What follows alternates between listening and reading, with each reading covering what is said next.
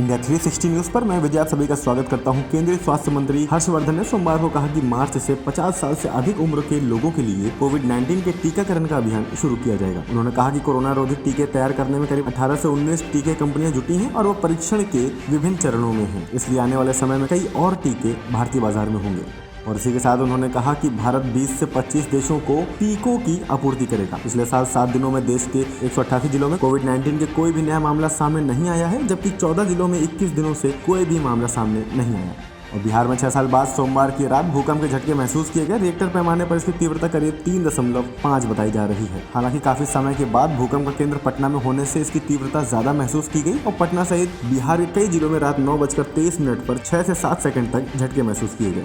और किसानों के प्रदर्शन से जुड़े टूल किट को शेयर करने को लेकर दिशा रवि को गिरफ्तार कर चुकी दिल्ली पुलिस ने इसमें पाकिस्तानी खुफिया एजेंसी ISI के लिंक का भी खुलासा किया है। पुलिस ने कहा कि वे टूल किट के संबंध में पीटर फ्रेडरिक नाम के एक शख्स की भूमिका की जांच में जुटी है। साल 2006 से भारतीय सुरक्षा एजेंसियों के रडार पर रहने वाले फ्रेडरिक का नाम टूल किट में है और फ्रेडरिक पाकिस्तान की खुफिया एजेंसी ISI से जुड़ा रहा है।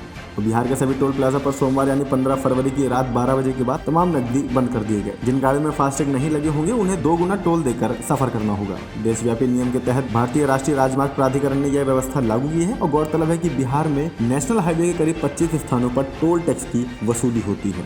और बिहार बोर्ड ने इंटर वार्षिक परीक्षा समाप्त होने के बाद मूल्यांकन की तिथि जारी की है और इंटर मूल्यांकन 28 फरवरी से 8 मार्च और मैट्रिक मूल्यांकन 5 से 17 फरवरी तक चलेगा। यह जानकारी बोर्ड द्वारा सभी मूल्यांकन केंद्रों को दे दी गई है और हर जिले में उत्तर पुस्तिका की संख्या के अनुसार मूल्यांकन केंद्र बनाया गया है। और इसी के साथ में देश में पेट्रोल डीजल की कीमतों का बुखार थमने का नाम नहीं ले रहा है और देश में लगातार 8वें दिन पेट्रोल डीजल की कीमतों में इजाफा हुआ। दिल्ली में पहली बार पेट्रोल की कीमतें करीब 89 रुपए के पार पहुंच गई हैं। वहीं यूपी के नोएडा में डीजल की कीमतों में 90 का स्तर पार कर लिया है। कीमतों का सबसे ज्यादा हाहाकार राजस्थान में मचा और यहाँ के गंगानगर में पेट्रोल करीब 99.81 रुपए हो चुकी है और जयपुर में पेट्रोल की कीमत करीब 95.73 रुपए प्रति लीटर है।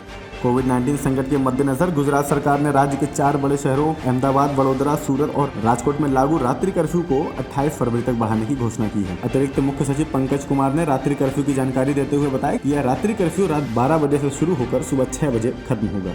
दिल्ली के CM की बेटी से करीब 34,000 की धोखाधड़ी के मामले में 3 लोगों को गिरफ्तार किया गया, जिन्हें भरतपुर मथुरा सीमा से गिरफ्तार किया गया, जबकि मुख्य आरोपी अभी भी फरार है। पुलिस ने बताया कि इनमें से एक आरोपी हरियाणा का है, जबकि बाकी दोनों मथुरा के रहने वाले हैं।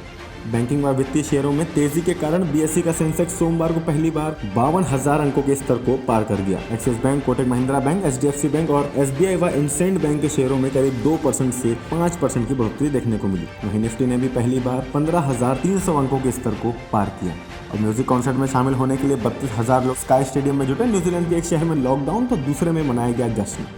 और एयर एम्बुलेंस की इमरजेंसी लैंडिंग में फ्यूल कम होने की वजह से इस्लामाबाद एयरपोर्ट पर उतारा गया भारतीय विमान कोलकाता से तजाकिस्तान ले जाया जा रहा था। एक रिपोर्ट के अनुसार एयर एम्बुलेंस में ब्रिटिश मरीज था, जिसके साथ एक डॉक्टर और 2 नर्स भी थी। ये सभी कोलकाता से ताजिकिस्तान की राजधानी दुशांबे जा रहे थे और इजाजत मिलने के बाद एयर एम्बुलेंस ने इस्लामाबाद इंटरनेशनल एयरपोर्ट पर लैंडिंग की और करीब 2 घंटे बाद रिफ्यूलिंग करके विमान की उड़ान भरी। भारत और इंग्लैंड के बीच टेस्ट सीरीज का दूसरा मैच चेन्नई में खेला जा रहा है और टेस्ट के चौथे दिन का खेल अभी भी जारी है। और अश्विन ने आज अपनी पहली ही बॉल पर डेनियल लॉरेंस को आउट किया और आपको बता दें कि डेनियल ने आज के दिन 26 रन बनाए थे। और तीसरे दिन भारत की दूसरी पारी में रविचंद्रन अश्विन ने टेस्ट करियर की 5वीं सेंचुरी लगाई। उन्होंने इंग्लैंड की पहली पारी में 5 विकेट लिए थे। अश्विन ने करियर में अब तक 3 बार ही टेस्ट में 5 विकेट और सेंचुरी लगाई है। वे ऐसा करने वाले पहले भारतीय खिलाड़ी बन चुके हैं। भारत और इंग्लैंड के बीच 4 टेस्ट मैचों की सीरीज का दूसरा टेस्ट मैच चेन्नई के M.A. चिदंबरम स्टेडियम में खेला जा रहा है। मैच के तीसरे दिन फील्डिंग के दौरान टीम इंडिया के सलामी बल्लेबाज शुभमन गिल चोटिल हो गए हैं और इसी वजह से वह मैच के चौथे दिन फील्डिंग के लिए नहीं उतरे। मैच के तीसरे दिन फील्डिंग के दौरान गिल को बाएं हाथ की कलाई में चोट लगी। कपिल शर्मा की पत्नी गिन्नी चतरथ ने एक बेटे को जन्म दिया। परिवार को वक्त देने के चलते कपिल शर्मा का द कपिल शर्मा शो फिलहाल बंद है, लेकिन अब शो से जुड़ी एक बड़ी खबर सामने आई है, जिसको सुनकर कपिल शर्मा के ही नहीं बल्कि सुनील ग्रोवर के फैंस भी खुश हो जाएंगे। दरअसल एक रिपोर्ट के मुताबिक अभिनेता सलमान खान कपिल और सुनील की दुश्मनी को कम करते हुए द कपिल शर्मा शो में सुनील ग्रोवर की वापसी करवाना चाहते हैं। आपको याद दिला दें कि द कपिल शर्मा शो के प्रोड्यूसर सलमान खान है और ऐसे में एक और जहां फैंस को दुगना मजा मिलेगा, वहीं TRP से शो को भी दमदार कमबैक मिलेगा।